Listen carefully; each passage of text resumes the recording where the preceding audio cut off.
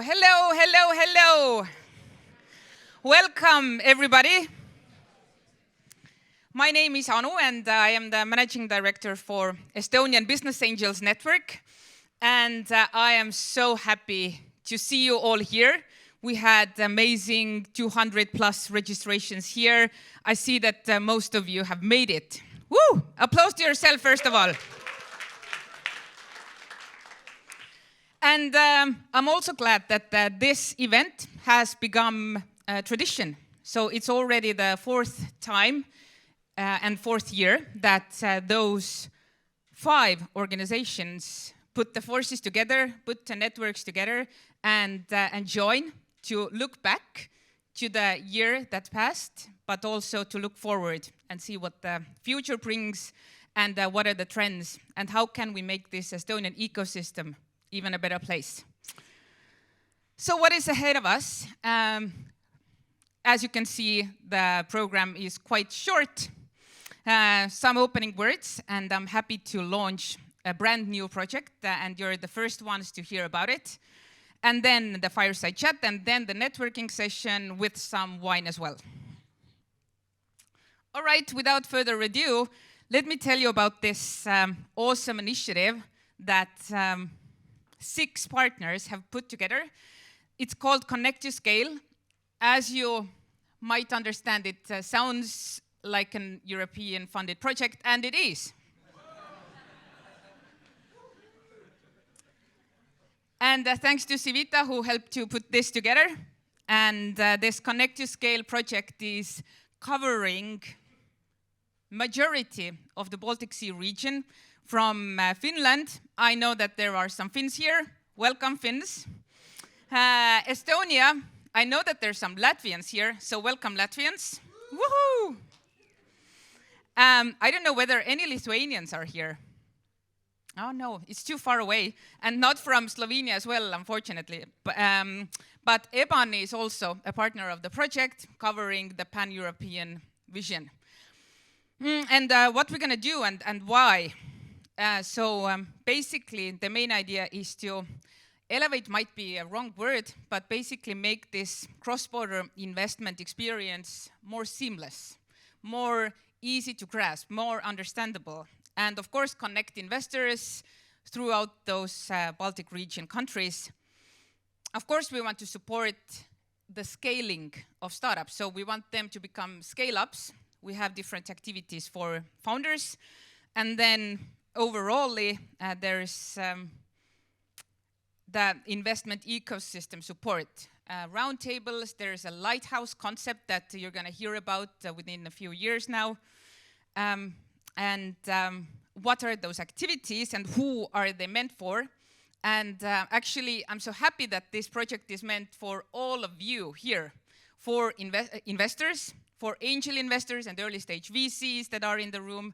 We're going to have trainings, we're going to have knowledge sharing sessions and expeditions to lighthouses. Okay, that sounds really European. So basically, study trips, better. So for startups, as mentioned, those founder clubs, that's a quite new initiative, and I hope to bring this together with our founder society that we have here. And also some pitching programs. And for the whole ecosystem, we're going to do the mapping. We're going to have the investment lighthouses, meaning that we're going to understand how the ecosystem and the investment ecosystem works in all of the countries and put this out to everybody to understand a bit better and make this road to cross-border investments even more seamless and easier. And those, expeditions already mentioned. Okay, and what is the next steps?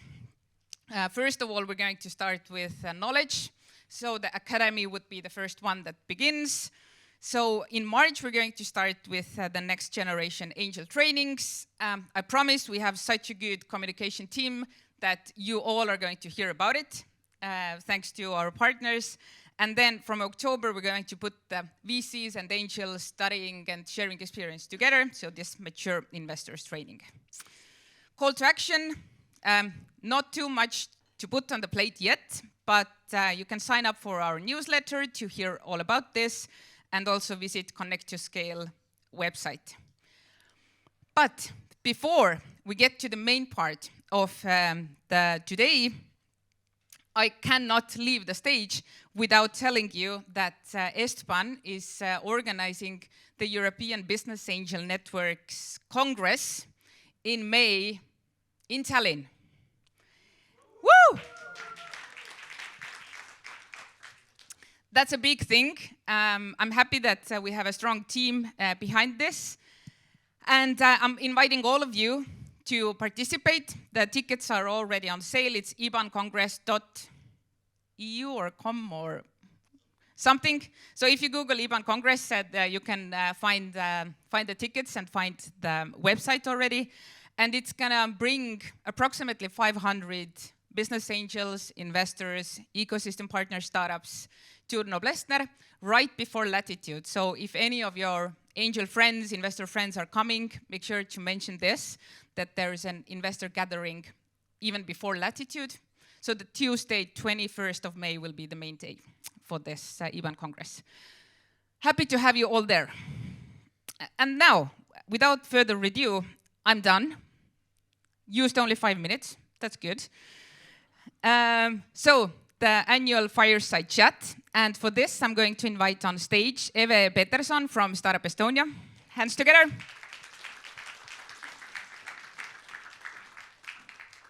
Woo. Then Mait Sooaru, my dear EstBAN board member. Kaidi Ruusalepp, Estonian Founders Society. From Invest Estonia, Joonas Vänto. And Margus Uudam from EstVCA. All right, let's hear you out. Hello, everyone. Really nice to be back on the stage after 1 year with these distinguished guests.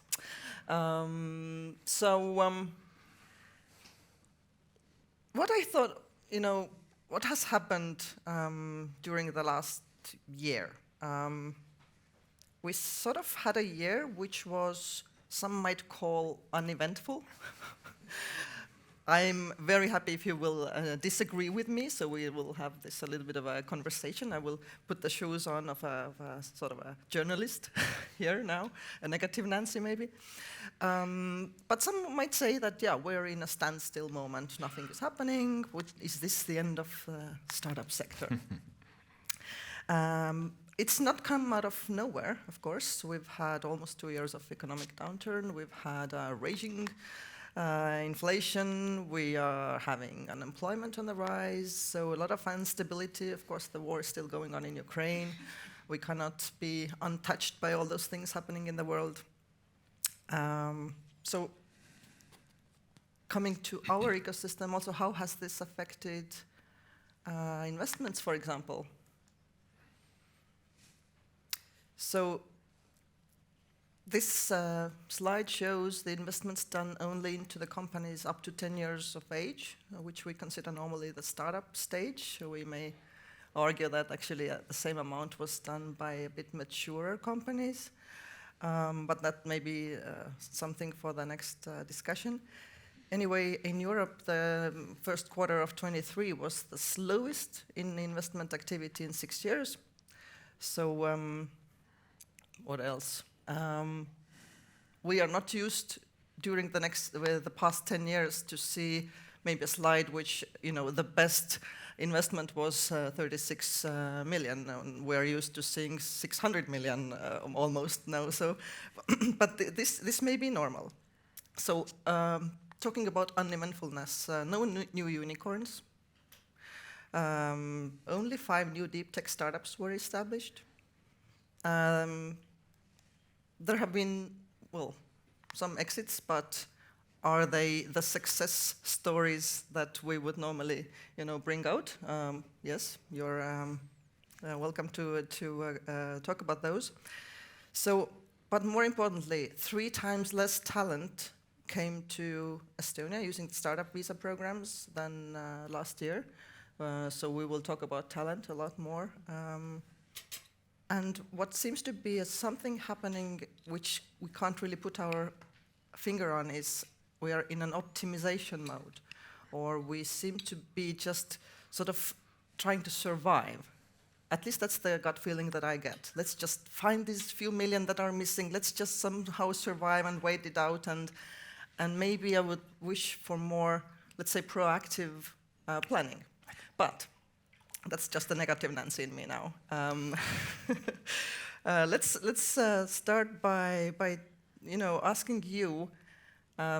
This is just one part of the view, but how do you see 2023? Like, what was the thing that you will remember out of this year?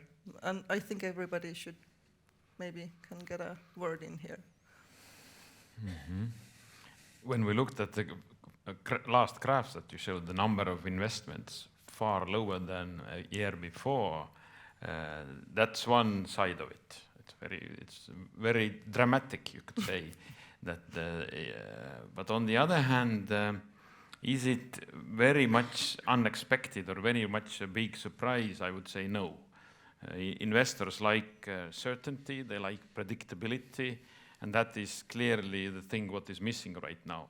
Visibility is very low, and investors are very, very, very careful. But at the same time, economy has always been cyclical, and it always will be. We are going through a phase which I think actually is needed. This is a sort of a, how would I say, clean-up phase, which means where of course the weakest ones will not survive, but at the same time, for investors, it's a good time to pick your investments. The valuations have gone down, not always, but in many cases significantly. Now or soon is actually a good time to invest. So you could look at this as a very dramatic thing, but you could also look at this as a ground for new opportunities. Maybe a quick round here. Who is planning to invest this year? Well, that's right. I mean, good. That's a positive thing. Okay. It is. I think in 2023 for founders, and specifically for Estonian founders, and I also have to say for female founders, it's a good year because it's the end of storytelling and it's the beginning of execution. So for Estonian founders who are really good at executing, but who are not so good at going and selling huge global dominating, disrupting stories, fake it till they make it, it's a good year for us. And actually, when you look at the numbers of Estonian startup industry and you look at the revenues and you look at the growth, and we didn't, some companies really were able to grow 2023. So many could keep the same level on the revenues. Some, yes, had to accept the revenue decline, but overall, we kept the business going and we executed and we were able to keep the same. When you look at the 2023 total revenues compared to 2022, we were even able to grow it. So I think when we discussed about what is the age we're entering now, we were back in normality where execution actually matters, and that's what I see, and I'm really proud of Estonian founders and Estonian startup results because we've been good in 2023. And I know you've seen Funderbeam being #1 in Estonia in fundraise. Guess what? It's because we are headquartered in London. It's the same situation in UK, because in May, when we announced the investment in Funderbeam, we were #2 in London. Wow. So Estonia is doing really good because we're #2 in London. Also, what I heard here was it's the era of female founders now starting, so you heard her. Okay, thanks. Yeah, it's. I think the last year for us, or how I reflect it, is that there was a year of a lot of noise, and the headlines is like everything is in a downturn, the economy is collapsing, there will be layoffs, etc., etc.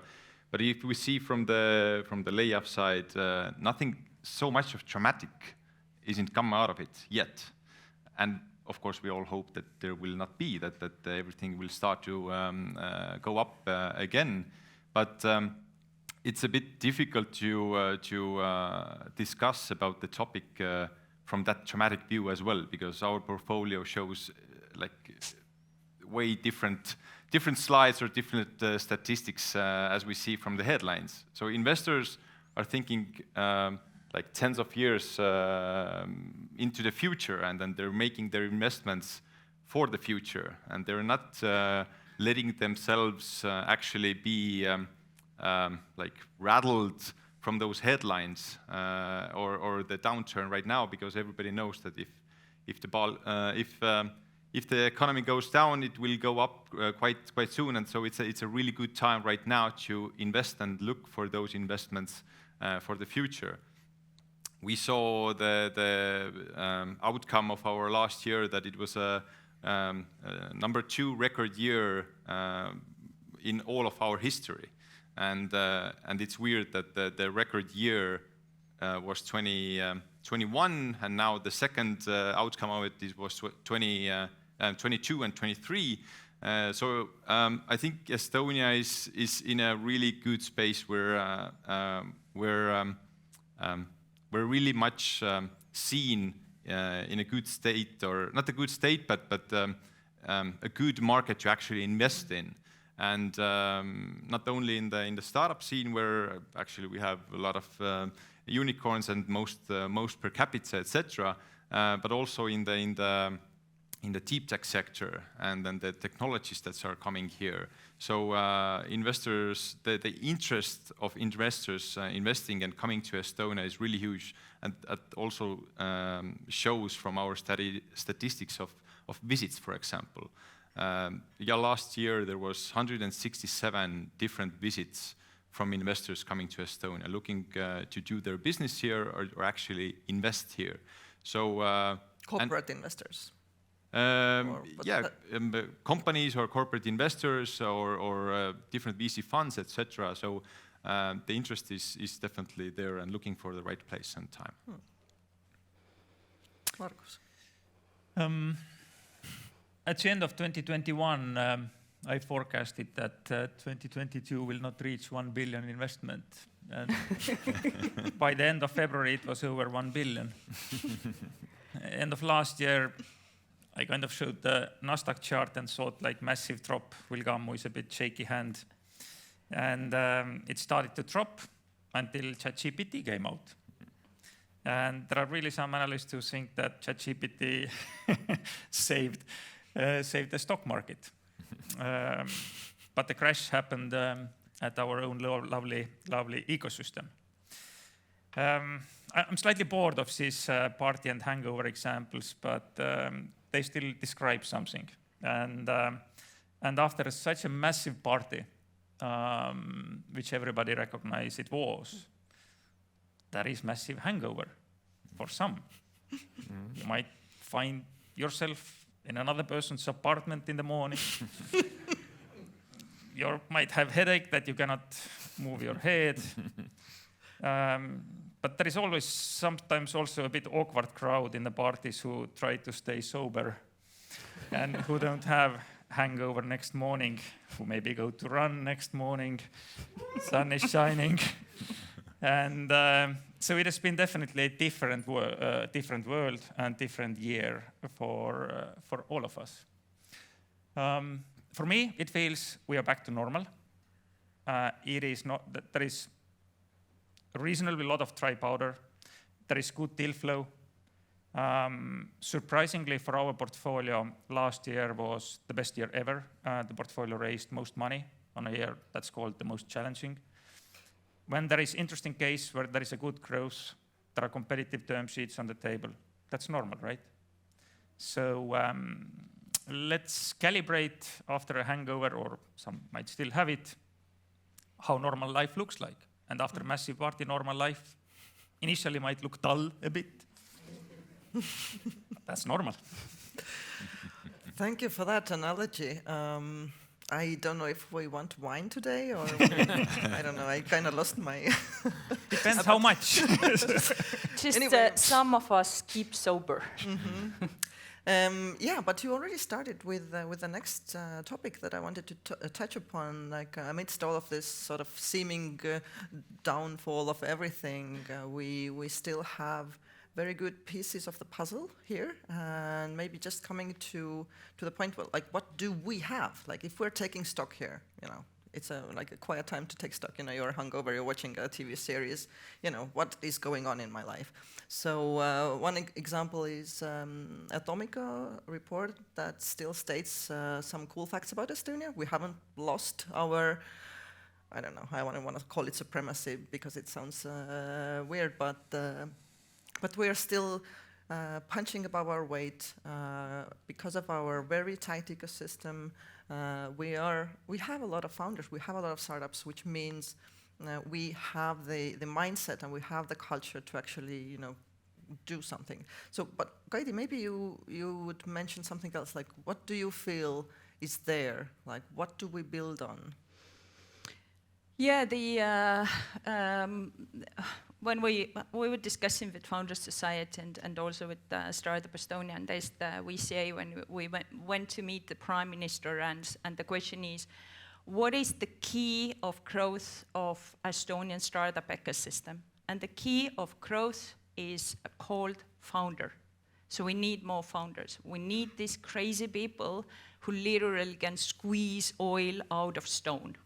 And that's, in a way, this mentality of Estonian startup founders. Look what we have. We basically have nothing, but we've still been able to squeeze 10 unicorns out of those stones, what we have, or like limestone. It's not even a real stone. And so how do we get more founders? And there's have been two like massive triggers or events in Estonia that escalated this kind of technological growth in this country. The first is definitely Tiger Leap. Because Tiger Leap, Estonia is, in a way, if those who have been in Estonian school, the STEM has been always there, the math and logical thinking and all of it.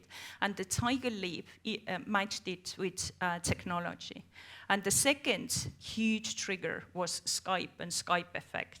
Now the question is, what's the third one? What's the big this snowball effect, and where should it come from? And when you look about and think about the founders, where would the new age of founders come from?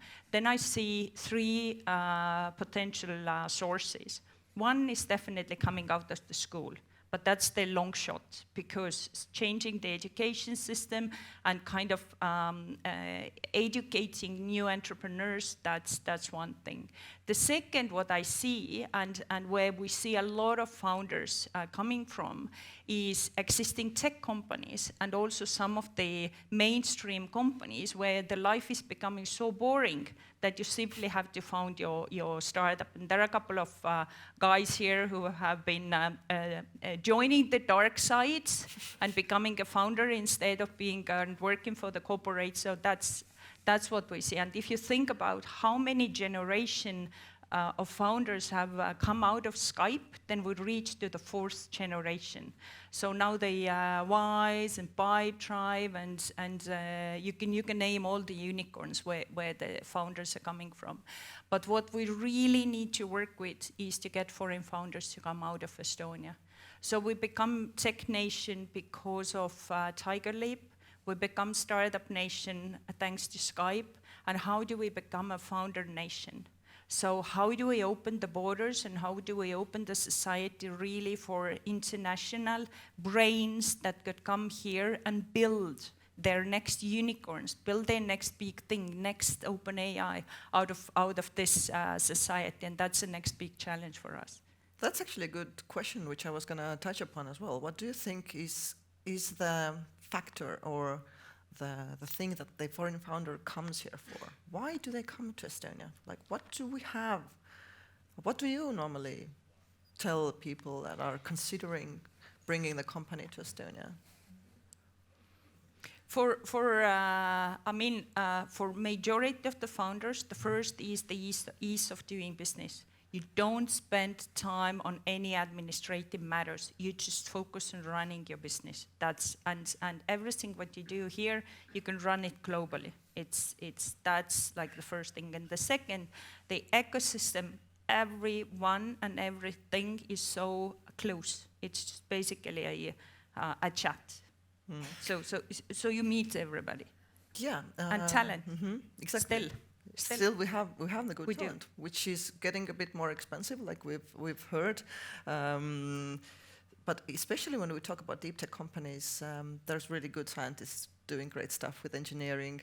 But what we run against quite often is how the business side of these companies is done, or they are not even maybe companies yet, but how to find the business angle and how to get the global experienced C-level people to manage the upcoming deep tech teams. What do you think is the sweet spot here? Is it? I mean, we are used to talking about the great balance between nature and everything being close. We have the best talent. Is there something that we are not thinking of still in our talent policy? Please don't kill me for this thought. And it might be painful. How many startups do we have? 1,000? 2,000? 300? 1,400? If you look at the quarterly revenues, there are some who are growing. Very naturally, there are many who are not growing. There are some who are not growing for 10 years. In US, they fail fast and start something new. How many of our founders potentially are tied up with startups that doesn't grow? And our DNA is opportunistic. Our DNA is not deep tech, our DNA is not life science, it's opportunistic. And we don't give up. And sometimes it works out. And there is good excuse if there is a strong vision for the company and the founder is still trying and there might be market timing and so on. But do we have hidden resources available in failing fast too? Are we failing fast enough? Are we encouraging the fast failing?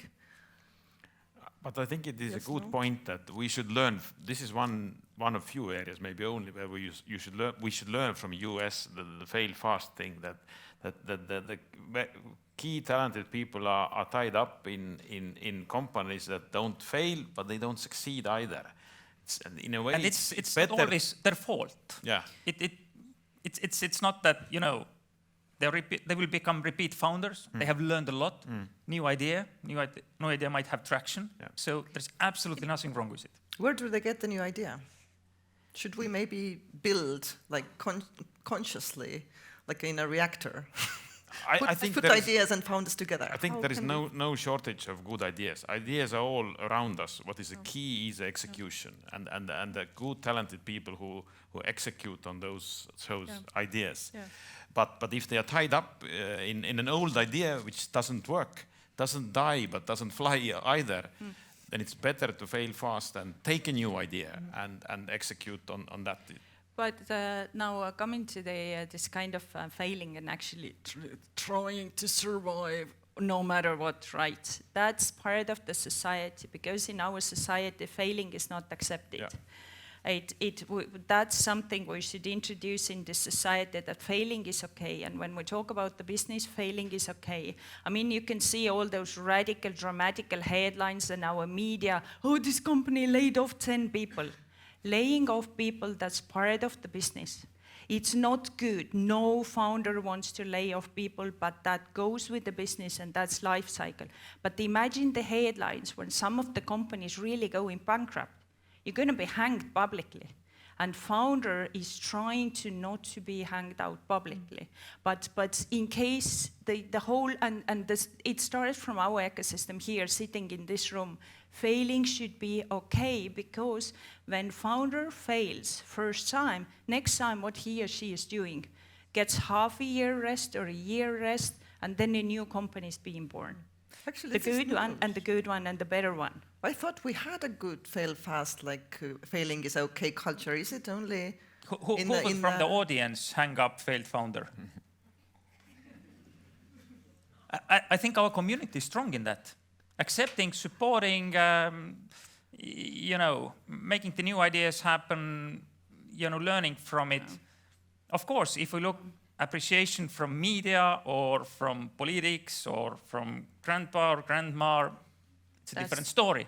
But we shouldn't rely on that. That's our community. Yeah. So community accepts failure. It's just the communication that it's also the social perception around. So and also when we were thinking about deep tech and where do we get the deep tech founders again, where we need to get with this scientists and really people who work with science and who work with technologies, it should be okay to set up a company. But that's again where the line is very often drawn, that for scientists becoming an entrepreneur, like ooh.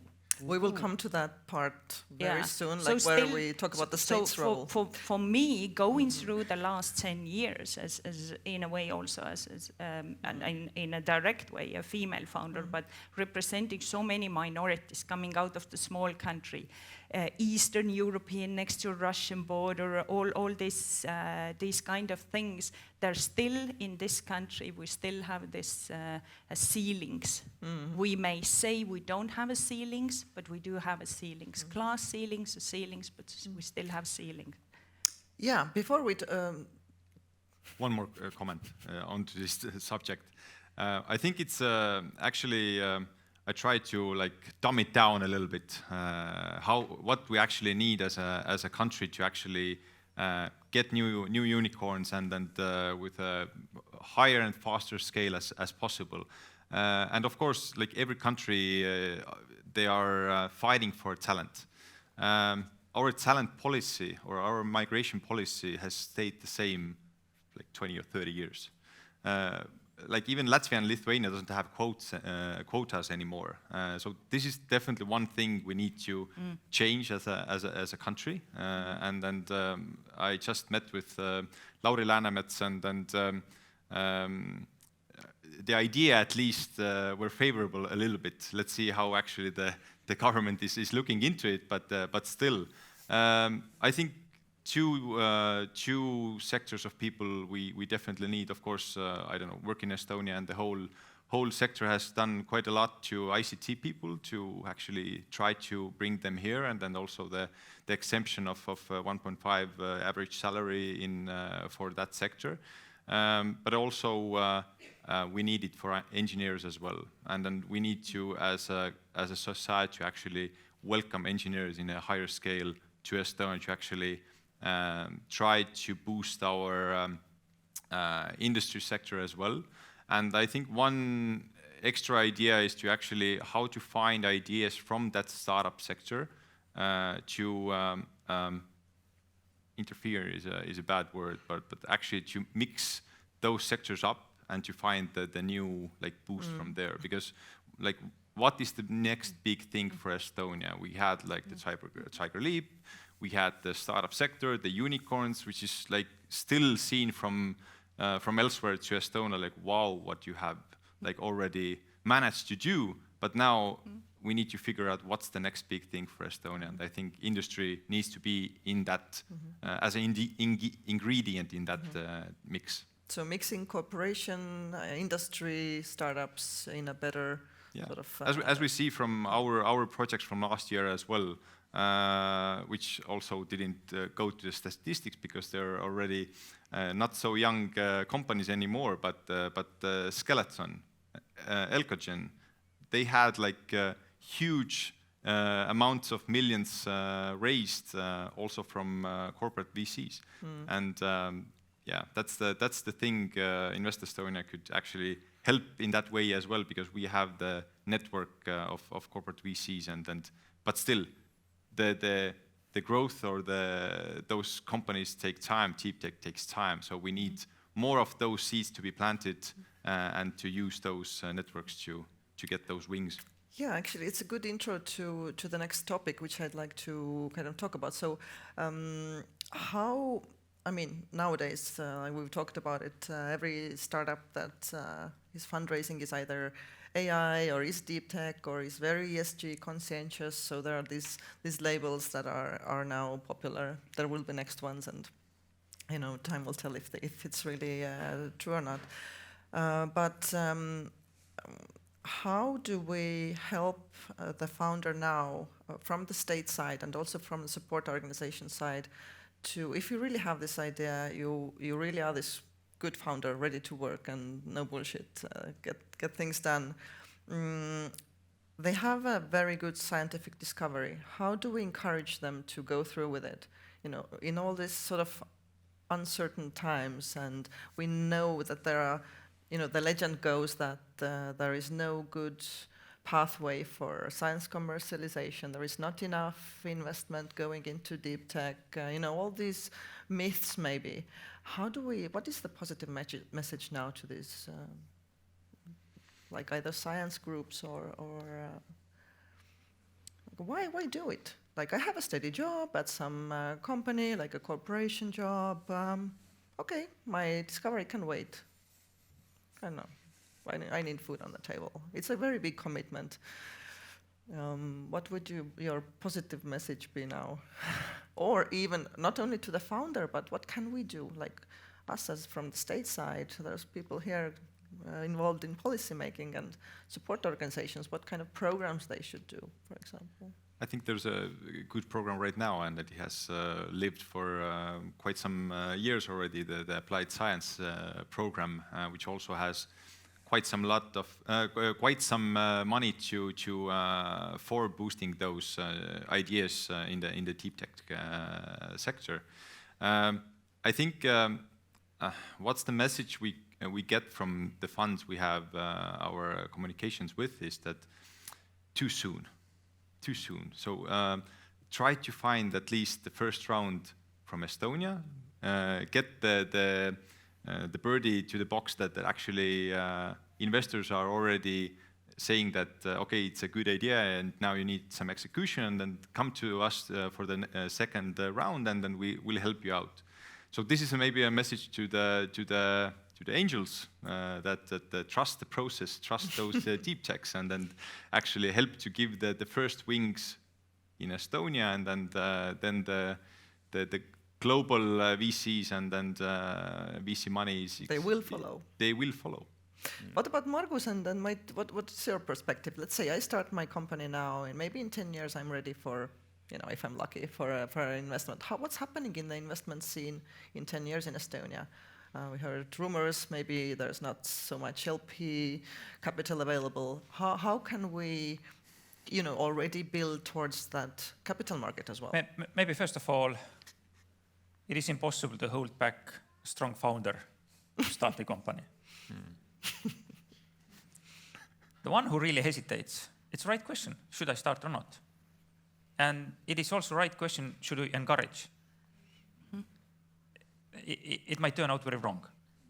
So everybody must be honest to themselves. It is really not good to have excuses that media doesn't support, like perception is bad, whatsoever. Whenever you have excuses, you don't take action. When you don't have excuses, you take action. You know that you're responsible. And we should drop some these legends are fairly old by now. I think we are not like teenagers anymore as a community. We are definitely more and recognized. From 3 to 5 to 10 years ahead, it is really tricky if we should take a vision for Estonia or not. Early independent days of Estonia, the politics was always, we create good environment, but all entrepreneurs are on their own. You are free to operate. And our success was based on that one. Everybody took responsibility. Increasingly, we are relying more and more on government need to do this, government needs to do that, and so on. We don't take the full responsibility always ourselves. And now the question is, should we have a vision? Let's focus on deep tech, or let's focus on life sciences, or let's focus on cybersecurity. Make a bet, and then politics has to follow it. Throughout elections and so on, the funding has to follow it. I don't know. I'm very much 50-50. Maybe we should keep good environment, and the success that has been happening so far will continue on the same basis. I think it's a very good discussion to be had. On funding side, we are heading to a very tricky area. Bunch of funds, the early funds, which were raised in 2015 to 2018, they will become to their 10-year anniversary. And sometimes funds are extended 2 years and more. But these funds need to show exits in next 3 years. In an environment where the exit environment last year was really bad, even there was interest. This year, we'll see. There is probably some opening up, but it depends. There are still corporate layoffs in tech, tier 1 tech, and this has impact. So many exit discussions last year where product team was interested, M&A team was ready to do it. And when the proposal got to a CEO's table, I just laid off 10,000 people. Let's agree we don't take at the moment anymore. And I know personally maybe 5 to 7 exit processes that pretty much stopped at CEO's table in the big tech. Does it change? Will the valuations become more attractive?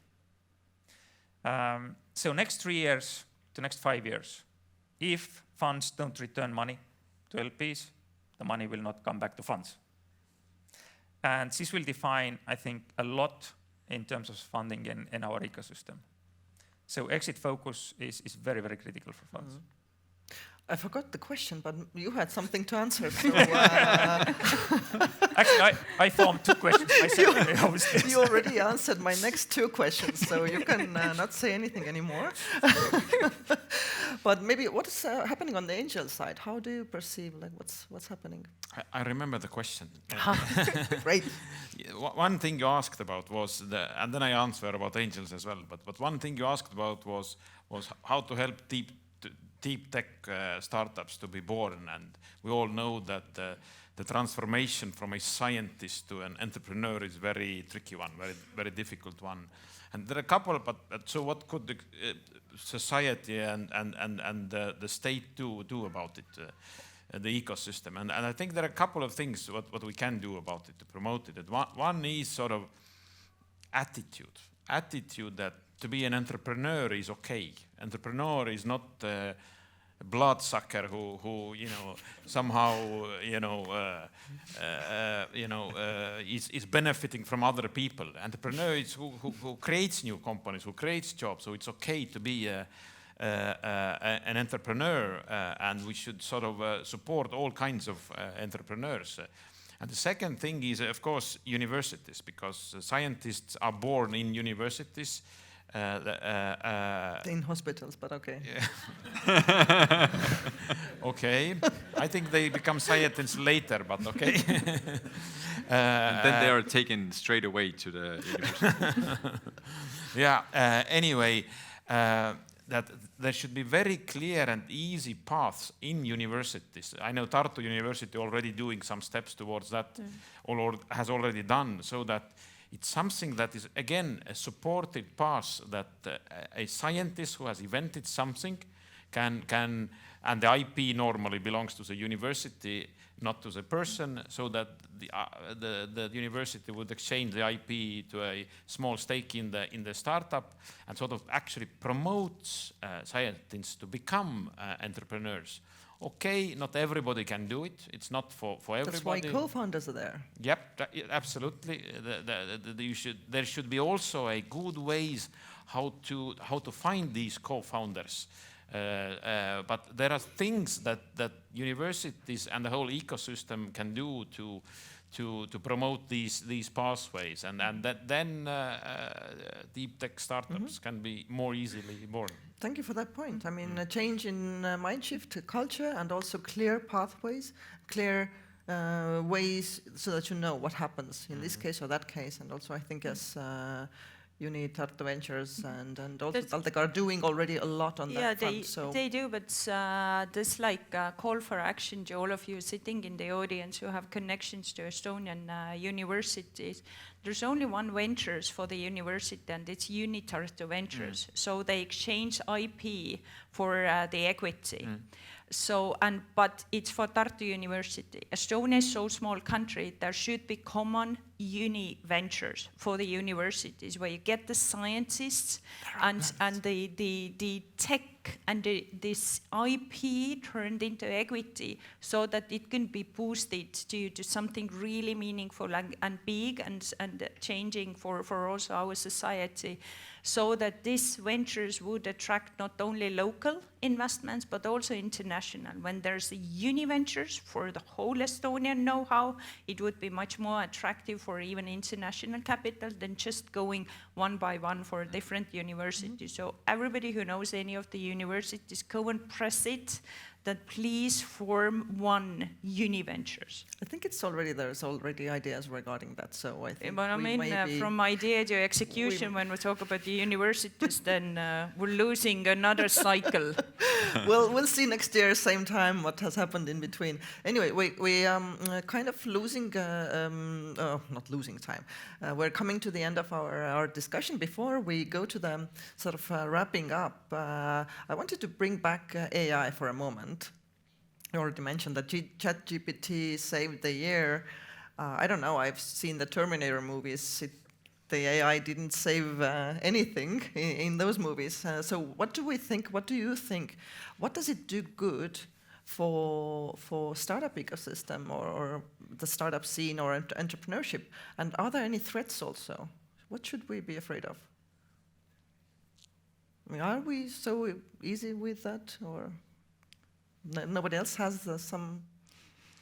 Well, yeah, this is a very, very good question, and there is, of course, answers. If you listen to opinion leaders, you can find all kinds of answers to this question. Some people think it's forecasting the doom days, it's the end of the world, the AI will kill us all. And the other end of the spectrum is guys who say that it will save everything. It will make everything better. And as usually, the truth is somewhere in between. Today, I think it's clearly a bubble. It's clearly a bubble. If you compare it, for example, let's say .com boom time. Of course, it was clearly a bubble. If you fast forward a few years, what happened? Obviously, internet was born out of it. Many of these companies created during this bubble time, disappeared very quickly. But what came out of it was completely new economy, completely new valuable companies. And so what had the power to survive did so. And I think it will be now same with this AI boom, that many of the companies created now will not survive, but AI as such, and in places where it is actually useful, will definitely survive. And I think it will be very, very useful in many, many areas. But only time will tell which of these will be successful and which not. Because if you go back to this .com boom time, nobody knew which ones will survive, which ones will be useful and which one will die. And it's the same now. We don't have this visibility to the future. But I think it is a unreversible trend.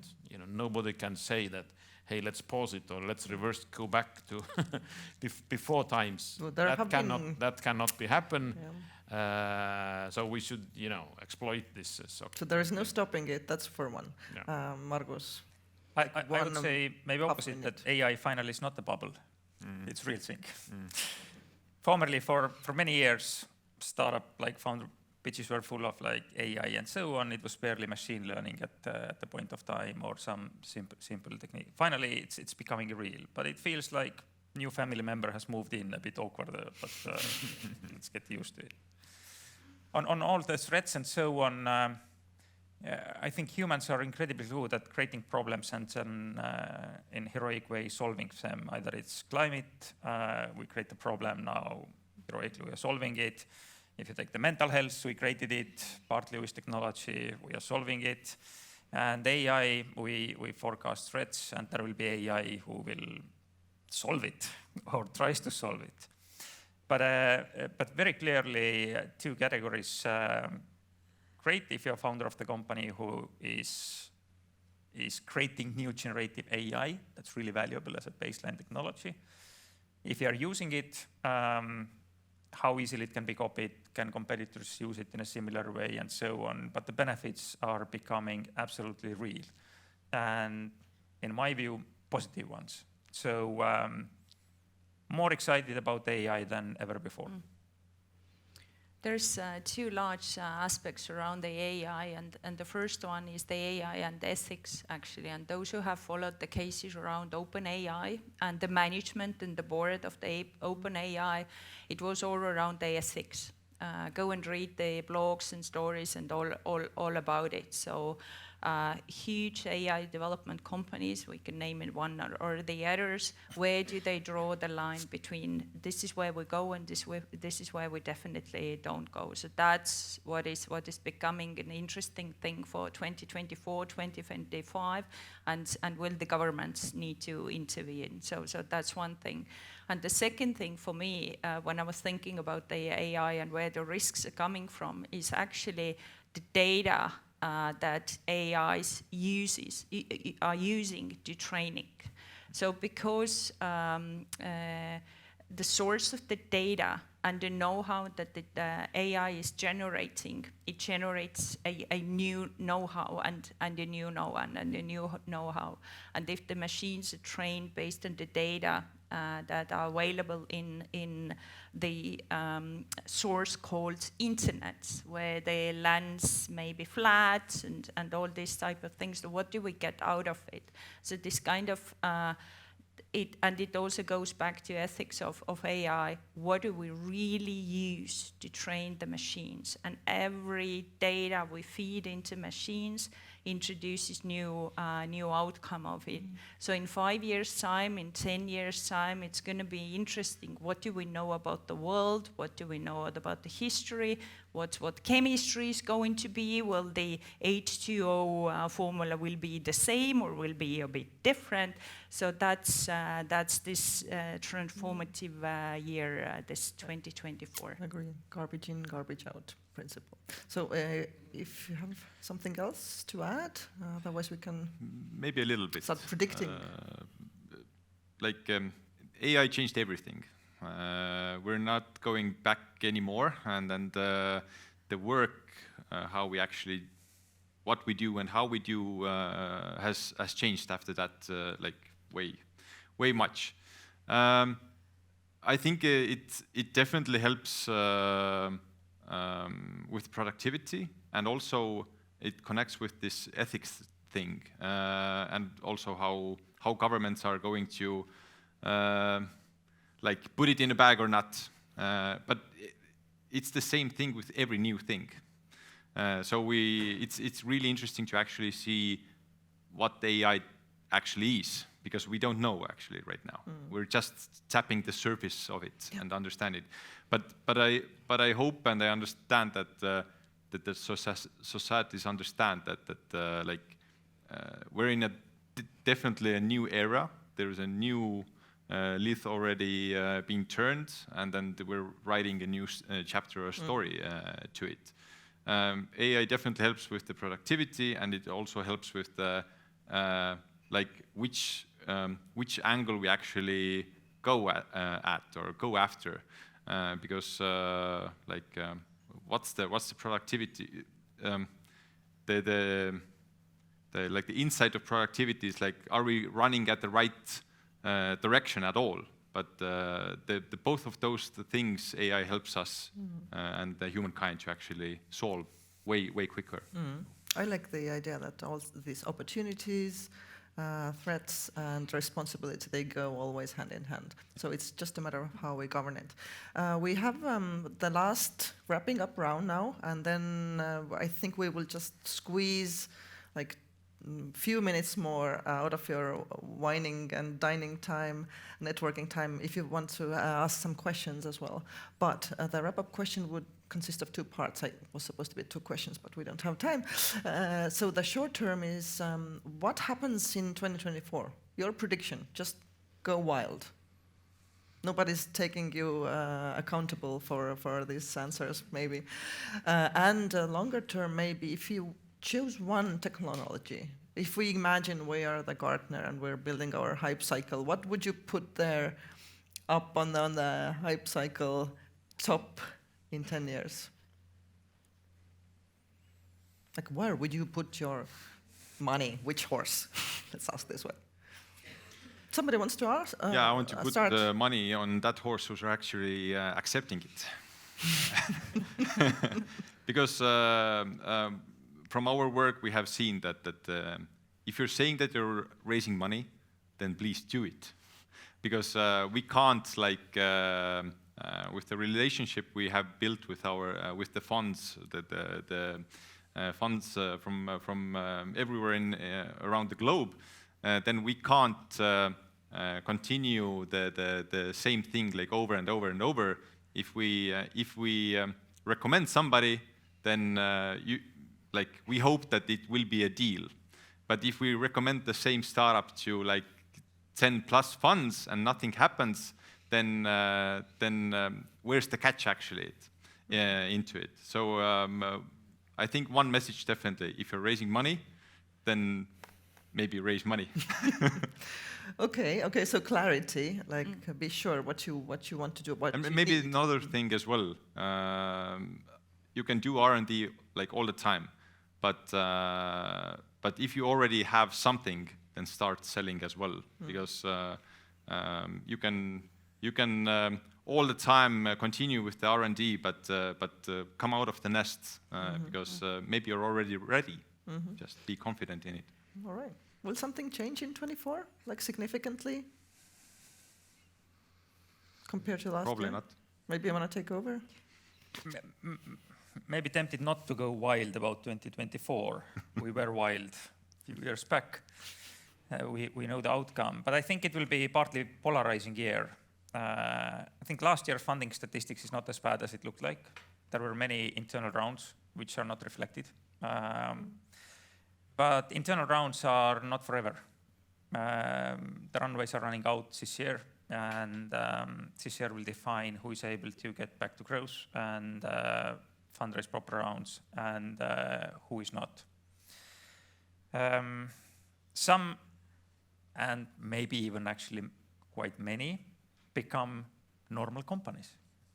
Not start and up, not start and flat or down, but start and somewhat up, and break even. And they will start running as normal businesses. That's perfectly okay too. And to the earlier point, I hope we are so passionate all about recycling. Hopefully there is some founder recycling as well.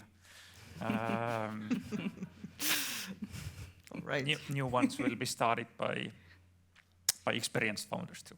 Thank you. And I was about to mention what you mentioned. So I can't hope for lots of layoffs for 2024, but actually I do, because when you think about don't think about layoffs, just layoffs. Because when humans are put into this super uncomfortable position, like the weeks or months after the layoffs, then they want to desperately get out of it. And because there's this startup ecosystem and mentality around it, I'm pretty sure that this year we're going to see quite many new companies born and quite many new founders joining. And because of this, recycled founders starting new businesses, but also those who have somehow are free because of either positive or negative outcomes. So that's what I predict for 2024. And because we have so massive challenges in the world right now, if you think of geopolitical defense, this net zero, biodiversity, human rights going backwards, all of it, I hope these new founders will start new challenges. And while we were talking here, I was thinking that maybe I figured out, and maybe that is the third trigger that Estonia is now approaching to, and I would put my money behind the horse, which is led by one of the Estonian super founder. If you think about what is, for example, who's read article yesterday written by Margus Villig about Estonian defense security and what Taavet has introduced in this country, these founders with know-how, the power, the execution, the connections, and they say, okay, let's build 1 billion defense sector. Yes, let's do it. So these super founders, and because we're small, we can make things happen. And the person or two with good values, with a sense and with love to Estonia can make things happen and can make the next move. So I would join whoever founder says, let's I like do the energy. and hope I can be one of those founders. Okay, let's do something. So this is where I put the money. Good, you heard. She's available. I couldn't agree more because from our portfolio and in our like work we saw last year, like defense sector is the hottest sector where the interest actually comes from. We just don't have that much of startups to actually show them. So this is definitely a really, really fertile ground. Okay, what about you? Where would you? Forecasting 2024, one thing I think is easy to forecast. It will be turbulent. It will not be a calm year. It will be definitely turbulent. I think there will be more companies, for more companies, end of the line. They will go bust. But I also definitely think that a lot of new companies will be established, a lot of new investments will be done. So there will be some turbulence before the next growth. Number one, next growth. Always darkest before the dawn or something like that. Number one thought is that next growth will definitely come.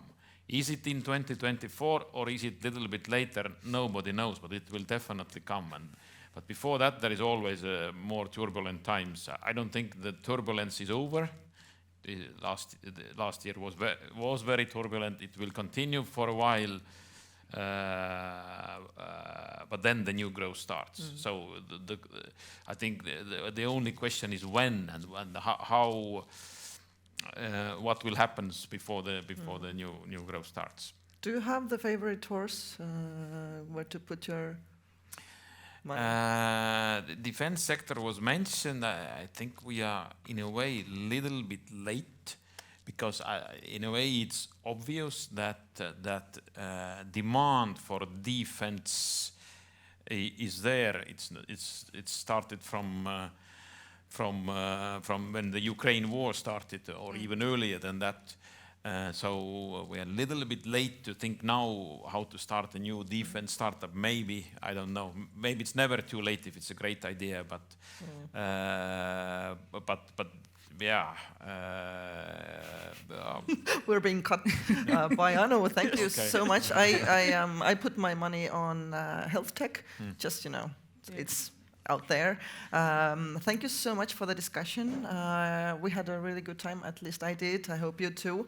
I think we will squeeze maybe one or max two questions. One more sector I forgot, energy. Now you're talking. The question is to Kaidi Ruusalepp, or Estonian Founders Society. You mentioned that we have founders who have stuck in a company for 10 years, not growing, right? So I imagine that they are members of Estonian Founders Society. So have you putting on any peer pressure or advice groups or kind of like, give it up and start something new? We will very soon, because in Estonian Founders Society we have the recycle of the board as well, so that board members would not stuck for 10 years in the board. So quite many new board members are sitting in the audience. So I hope you've taken the notes that we need to kind of introduce this founder recycling program next year. But what we see this year also, we see quite interesting exits. And when founder approaches exit, exit is an exit, then this means a new founder. And one thing what happened in Founder Society, we got quite interesting applications from exited founders because they just want to hang around with the other founders to build something new. So it's becoming. That's a nice way to end, I think, our evening. Now it's time to talk about all these. Maybe those founders need to hang out in the universities as well. That's one thing. That's one thing. So I think Estonia just invented a new word, founder tech. Founder tech. So that's Estonian next big tech, founder tech. Not health tech, defense tech, but founder tech. That's a good way to end. Now Anu is already getting intense on me. Do you want to come up stage? In that case, thank you very much for being here. Enjoy the discussions.